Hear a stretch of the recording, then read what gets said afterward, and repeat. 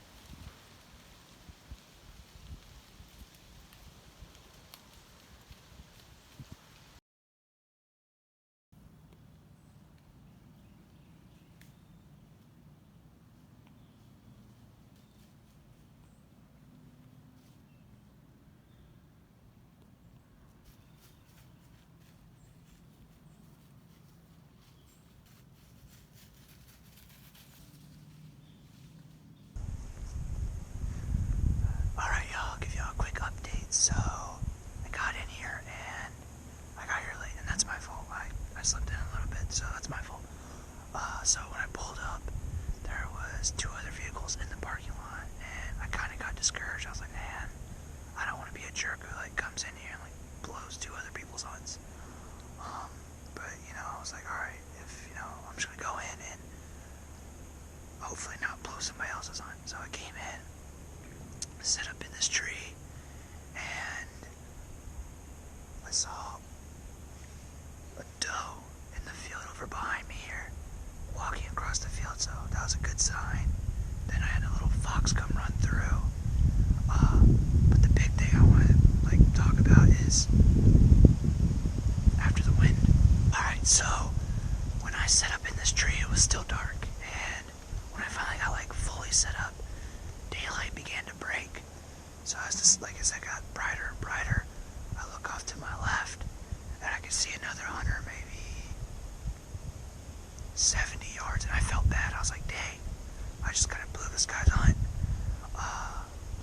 You know, and I didn't want to blow somebody else's hunt. I didn't want to have a confrontational problem with somebody getting mad at me and walking up on me and stuff, because I'm not confrontational. But so he was over there about 70 yards, and you know, he starts doing his deer grunts and stuff, blowing his grunt calls and stuff, and you know, I start doing them back, and I guess, you know, we're kind of taking turns a little bit. But he actually just got down maybe 10-15 minutes ago and walked off in front of me back up to the car and left.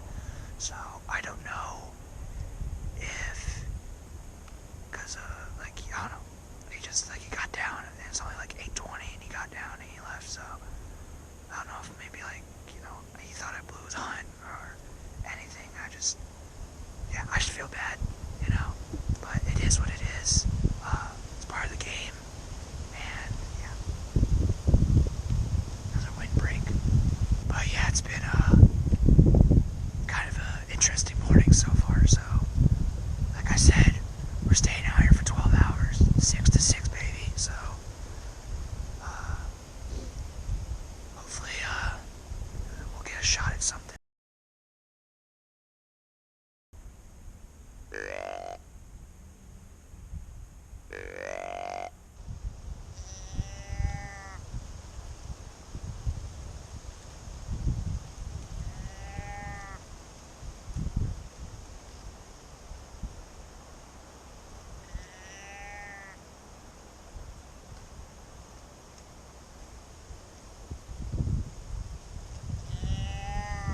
Alright y'all, so it's about 9:20 and I haven't seen like anything whatsoever. So I got a plan.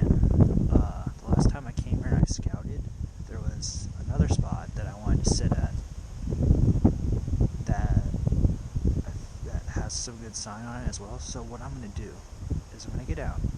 I'm only gonna take the bow, the camera, and that's it. Yeah, bow, camera. I'm gonna leave everything else up here in this tree for right now.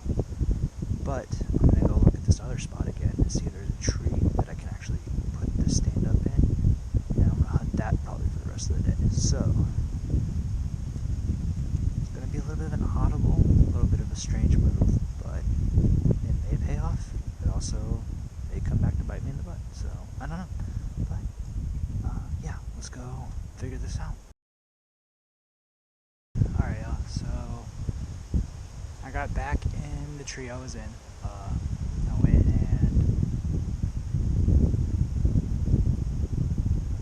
I went and looked at the other spot, and there wasn't a tree over there I felt safe getting into.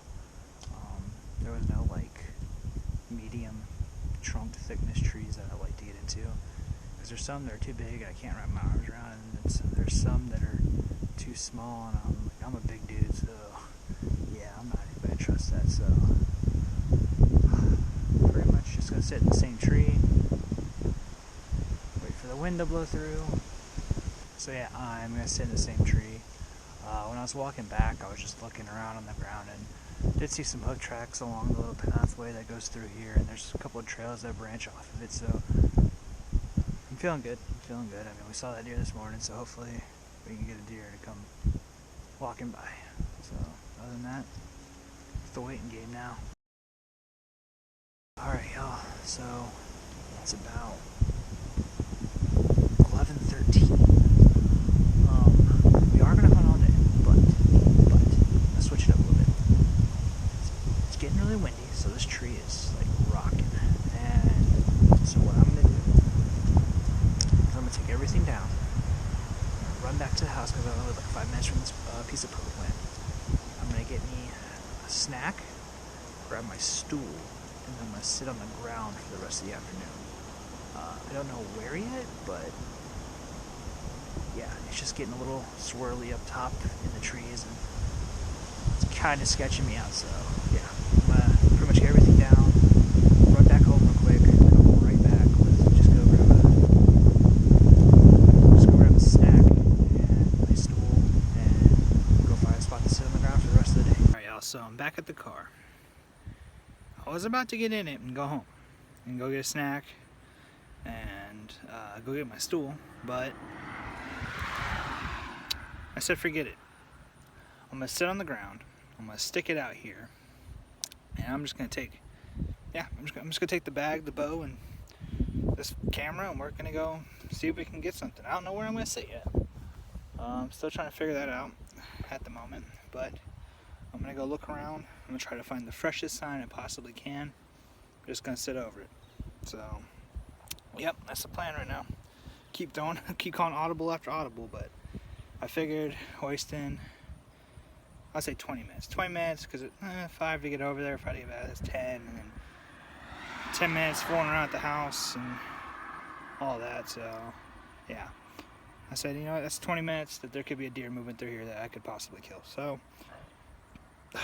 came, got some water, put the stand in the car, and yeah, pretty much spot and stalking now. It was just getting a little too squirrely up in the trees. You know, the tree was like rocking, and I'm like, well, you know, the tree goes down, I'm going with it. So yeah, so pretty much just gonna spot and stalk now and try to find the freshest sign I can. Alright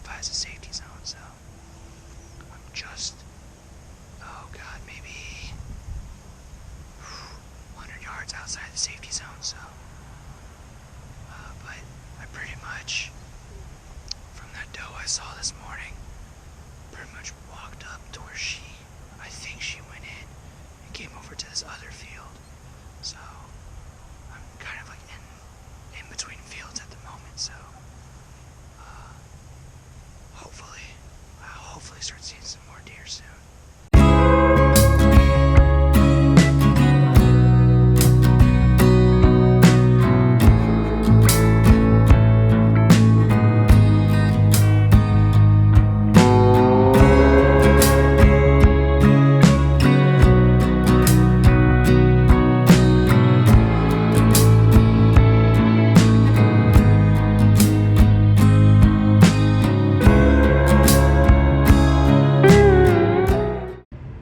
Alright, y'all, so back home, and I gotta say, I probably just had the most exciting? Exciting? I think exciting is the word I want to use. Yeah, I'll go with exciting. The most exciting day of public land action to date, so far. One, well, I accidentally set up like 60 yards from another hunter, so I apologize to that gentleman. That was kind of like a jerk move on me, I guess. Well, yeah, I'll take the blame on that. I didn't realize he was there until the daylight broke, and I looked over and I saw him. So that's my bad. So I apologize to that guy. I not only saw one fox, but I saw two foxes. So shout out to those guys. I keep saying that if I get a shot on them, I'm probably gonna take a shot on them, but I don't know. These guys, every time, it's like almost not every time, but like 4 times now I've gone out and I've had a fox show up. So maybe it's like a good luck charm. Maybe it's like my spirit animal or something. Who knows? So yeah, I don't think I'm going to take a shot on those guys just because, I mean, they're adorable. I'm not going to lie. They're cute. But, you know, they keep showing up and usually it's something good luck happens with it. So yeah, so probably like my spirit animal or something. So going to keep those guys around, not going to shoot them. And not only did I see one deer, but I saw 2. That's right, ladies and gentlemen. When I was sitting over by the scrape, I was starting to glass towards the housing development that butts up to the public to see if I could see any deer jumping in between, you know, the public and, you know, I guess private, the housing development. And so I'm scanning, or I'm glassing, should I say I'm glassing, and then I see something flicker, and I was like, what the heck? And so I keep glassing, and it flickers again, and I'm like, what is that?